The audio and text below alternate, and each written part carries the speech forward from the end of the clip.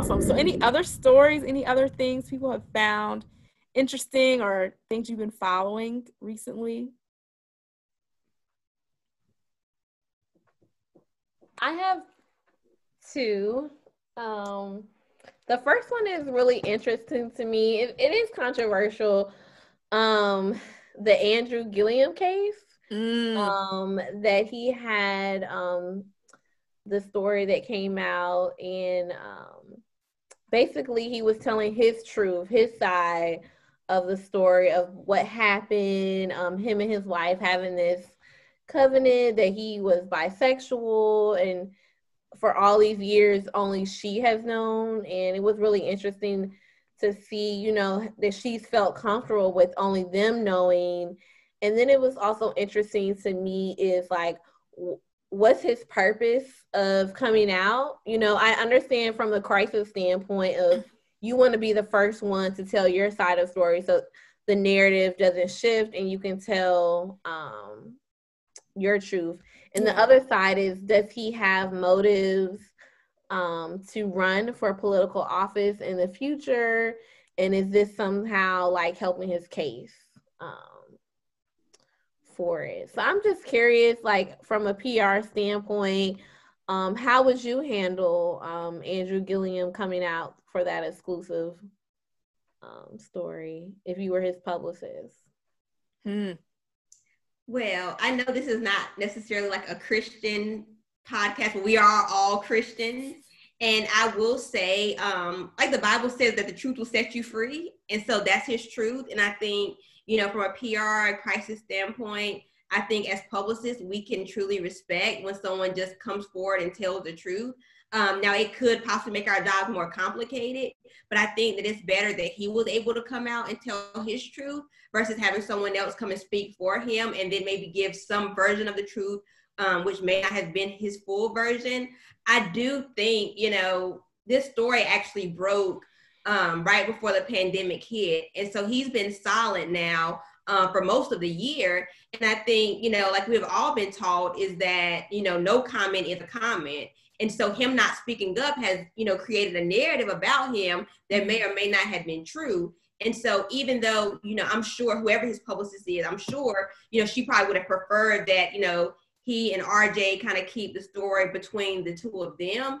I think that in order for him to truly be able to move forward in his career, whatever that looks like, whether that is, you know, a nonprofit, a politician, whatever the case may be, I think he had to get out and say something, because if he didn't, I think it could have tarnished his brand that much more.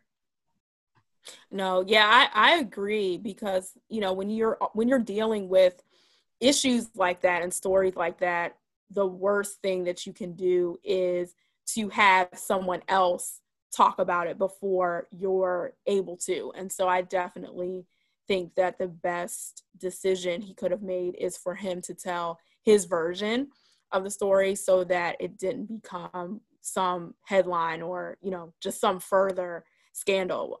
But it's also interesting too, though, like just the decisions that people make knowing that they are in a public position, and just really, I mean, I'm sure it's challenging because you do want to have a personal life too, but it's just like, I feel like you have to be thinking about that, you know, ahead of time. Like, okay, I'm in this prominent position, I'm in this political space, somebody's going to find out. Like, you really don't have the luxury of keeping certain things private, especially, you know, things like this, because, you know, I guess unfortunately or unfortunately, depending on where you stand on it, I mean, people do make a big deal about what your personal life looks like. And some people think, you know, that shouldn't be a thing. You should be able to do what you want and that should be separate. But right now where we are, it's still a very sensitive issue. And so I don't know, it's a lot of complexities, I think, for me. But I also think at the end of the day, being able to, like Stephanie was saying and Brooke was saying, just own your narrative before someone else can is, I mean, that's really the best thing you can do, I think. And I think that's something important that I wish more publicists would talk about too, because no one really talks about the ugly side of PR and what it is like to have to manage a crisis and try to figure out, okay, what do you say? When do you say it? How far are we going to go? How much can we intrude in, your personal life? And that, I think that is one of the sides of PR that's almost dark a little bit, because at the end of the, like you mentioned too, is like, you want people to be able to have somewhat of a personal life. When you become this public figure, it's almost as if all bets are off.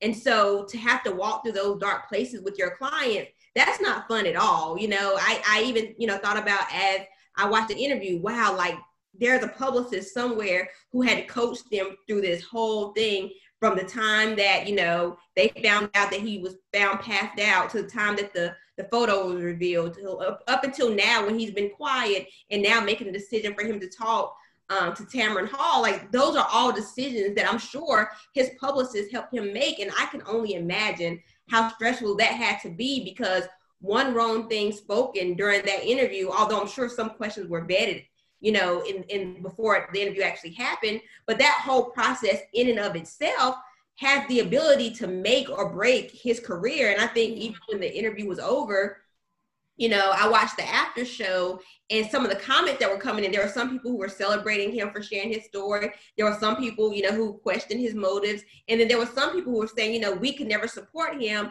as a politician because he showed that he's being irresponsible. Whatever the side of the coin is, that was a risk that publicist had to take when guiding him on which direction he should be in. And so I'm just curious to know, like, y'all's opinion, in terms of crisis communications. How do you guys keep your sanity with your clients whenever you're going through a crisis? It's good. Wow, that's really good. I feel like when you're going through a crisis, I had a crisis situation that happened to me. I was getting ready to log off and board an airplane, and a tweet went out regarding the company. And I feel like you just have to, whatever you do, you have to remain calm. You have to remain calm. Remember what the facts are. Take anything that's emotional out of how you might personally feel about it, and just try to remain calm, gather all the facts, and stick to the point, stick to the narrative, so you can control the narrative. And it's also important to have some kind of self-care routine. It doesn't have something that you go out in the store and buy, or, typical hair, nails, massage, but it could be simple as just maybe reading a book, or a nice candle, or just having a gratitude journal, or something that you do to relax. Because I feel as publicists, we're always on the go. We have very busy 24/7 schedules that we're meeting high demands for our clients or company, and we have to take time for ourselves, for sure. Definitely. No, that's true. And I would say, additionally to what Brooke said, I think my biggest piece of advice is really to be proactive and really saying, hey, once something happens, let's work together and get a statement together. Let's get these key messages together. And what is the point that we want to make sure that everyone is hearing from us? Because if you don't have a prepared statement and your client is winging it, that can take you down a rabbit hole. And as we all know, reporters love nothing better than to catch you at an unguarded moment, or a moment where they know you don't really have your full thoughts together. So I think the biggest, as soon as you are able to come together and have a strategy session and say, okay, what are we going to say immediately? And even if you don't have all the answers right away, what can you share that you do know? And how can you just be proactive so that people are not putting words in your mouth and people are not making assumptions because they did not hear anything from you. And Brooke, I'm really glad. I actually feel bad because I didn't even think about the self-care piece as something being important, which I'm just like, oh my goodness, like I didn't even think about that. What does that mean?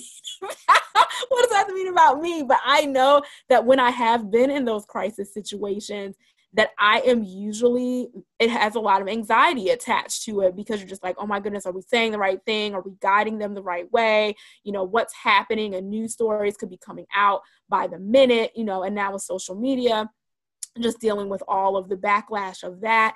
And sometimes when you're in the middle of that, you just are trying to get through it. But I really think, Brooke, what you were saying, that making sure that you're taking time, even in the midst as the crisis is going on, taking breaks and pauses and checking in with yourself and be like, okay, am I good? How am I keeping myself sane? How am I preserving my energy? Because you can't serve your clients well and think of strategies that work if you are completely depleted. Awesome. I think that's awesome, ladies. Because, you know, this is a 24/7 and we have to take care of ourselves. And I just feel as publicists that we wear so many different hats. If it's crisis, celebrating a grand opening, TV appearance, new product launch, we just have to remain grounded and do the best for our client and also take care of ourselves. Definitely. We're glorified babysitters. Holding hands. Hilarious. We do a little more than that sometimes. Right. My friend had this meme. She had a presentation that she did. I have to find it. It's like what I think I do, what my parents think I do. Oh, I've seen that. What other yes, because other people like think you're on the red carpet all the time. Yeah, no. And you're like behind your desk, like trying to come up with all the statements.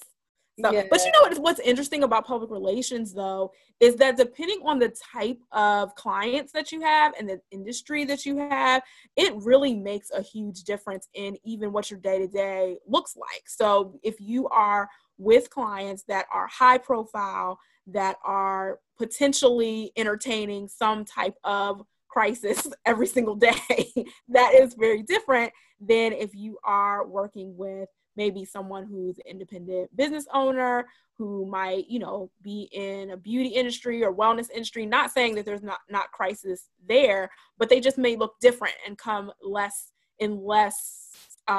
different timing than someone else. So I think it's very important to just be aware of where you are in the industry and where you are in your career, and also what type of clients that you work with, because, you know, depending on what you feel that you are able to handle, especially as you're building, if you decide to take on clients of your own or build your own agency, just thinking about, okay, what are the types of situations that I'm okay with, that I, you know, kind of enjoy doing versus the ones that I don't want to necessarily do. Like for me, I don't plan on ever doing political PR, because it's another world, and I don't know that I have enough self-care strategies